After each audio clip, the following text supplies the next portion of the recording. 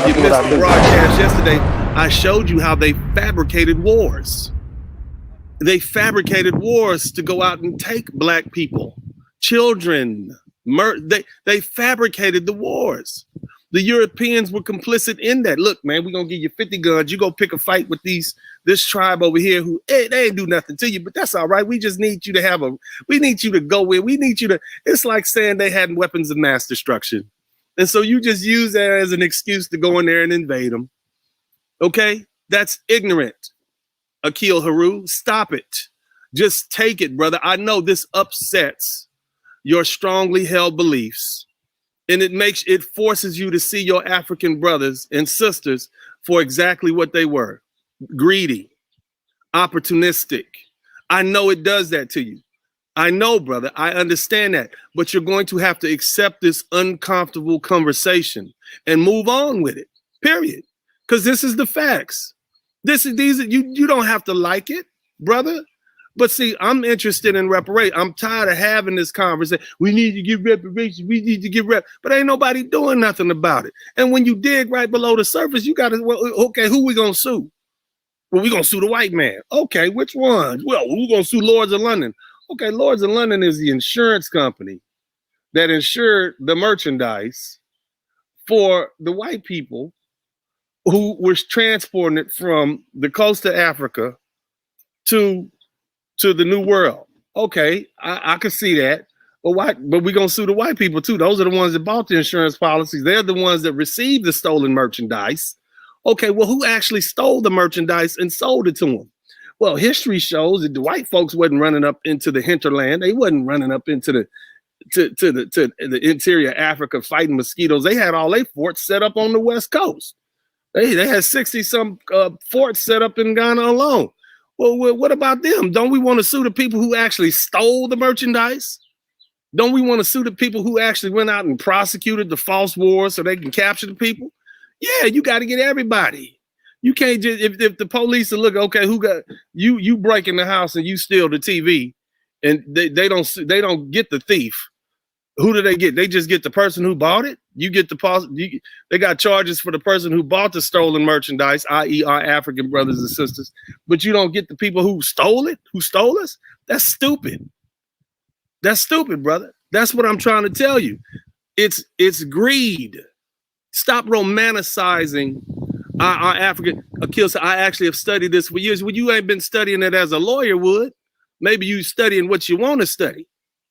But we're going to study it for the truth of what it is today, Akil. And I understand you got your African heritage and Haru, and, you're going back to Kemet with it. And I get it, brother. I appreciate what you're trying to do, and your heart's in the right place. But we're not talking about your heart right now. We're talking about making our African-American brothers and sisters here in the United States whole. That's what we're talking about. We're talking about reparations. We're talking about lawsuits. And when you got to figure out who needs to be sued, brother. You got to sue the thief also with the person who bought the stolen merchandise. Now get this work. Named Muhammad bin Khalfan bin Khamis al-Barwani, Rumaliza was a Swahili slave and ivory trader in East Africa in the last part of the 19th century. With the help of Tipu, he became Sultan of Ujiji. At one time, he dominated the trade of Tanganyika. Stories associated Rumaliza and his parties with the kidnapping of women, cutting off men's genitals, to be captured and sold as eunuch slaves, cutting off legs, arms and hands, piercing of noses and ears, burning villages and killing. So what this is an East African slave holder.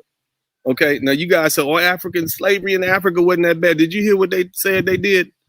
Do you hear what they kidnapped women, captured slaves, right? Captured men, cut their balls off. You don't think that was pretty damn harsh, brothers?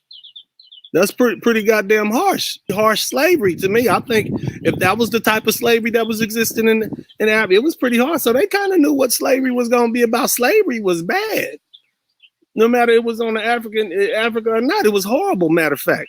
So stop. So they knew it was bad. Even the slavery that they had in Africa was horrible. So stop making excuses. But they didn't know when that. But cut that out. A slave could become the king and marry and own property. No, not all of them. It wasn't universal. They wasn't giving out like brochures on how to do slavery. It was bad. Keep listening. Belgian forces under Francis Stanis launched a campaign against slave dealers in 1892, and Rumeliza was targeted until he fled. 7. Al-Zubair Rama Mansour. He was a slave trader in the late 19th century and later became a Sudanese governor. He was at odds with the British Governor-General Charles Gordon and was referred to as the richest and worst, a slave or king who... The richest and worst in Sudan. These are your African kings right here. This is on the East Coast. So the richest and worst. So when you Black Americans say, oh, our brothers would never do that to us, they don't know. They didn't know what kind of slavery they were selling. This Africa, he's the richest and the worst. Okay, I know. Y'all know the white man is making this history up. This can't be true. Right. All right, keep on. Y'all, you go on, Valid. Go on, look up in the encyclopedia yourself. Read for yourself. Had chained lions as part of his escort by England. General Gordon, who was sent to Sudan to suppress the slave trade, was opposed by Al-Zubair. 8. King Gezo. He was king of Dahomey, in present-day Benin, from 1818 until 1858. The Bight of Benin was the second largest exporter of captives, after West Central Africa. Now, here's the thing. Benin is one of the tiniest countries in Africa. And did you hear what they say? One of the largest exporters. You understand what I'm saying? And look, let me tell you something. Wishbone, L7, stop using the Lord's name in vain. Don't tell me what to do. Body work, you shouldn't say African brothers and sisters too gentle because it definitely is a classic. No, it's not. Okay? No, it's not. Everybody can get it. They had African royalty. Didn't you just see? You must have missed the early part where I had somebody got their ass kidnapped. And they daddy was the goddamn slave trader himself. He was the king, appointed by the king. Anybody can get it, sir. Y'all stop that. I don't need you. Why don't you do it? You do this. You do this. You sit up here and you do this. You don't like it. You're uncomfortable with this conversation. Too bad. It's going to be had anyway. This is what we're doing today. Now let's continue to listen. King Gezo, like his predecessors, was feared for his military power and his numerous slave raids. He had an army of several thousand female warriors, the famous Amazons. Now, this dude, right? That king, right? That king right there. He was notorious. He had slave raids. This the king, right? This is the king. The king did this. This is your African kings right here, kidnapping your black asses and sending you to the coast for the white man to purchase you.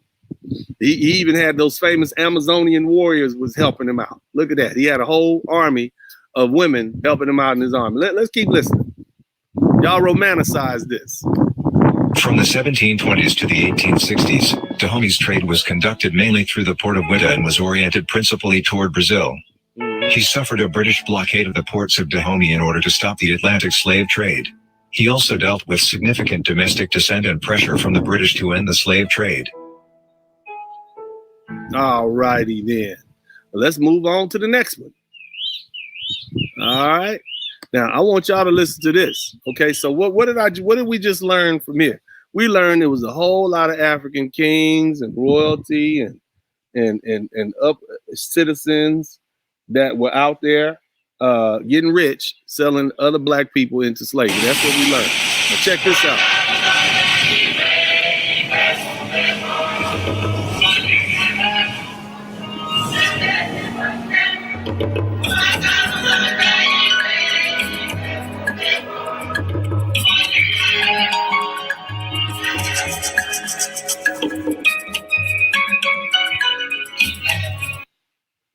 Okay, so now what we're going to do is we're going to talk about an African's perspective on slavery.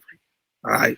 So a lot of y'all a lot of y'all take up that so-called African, like, no, they weren't selling their own black people.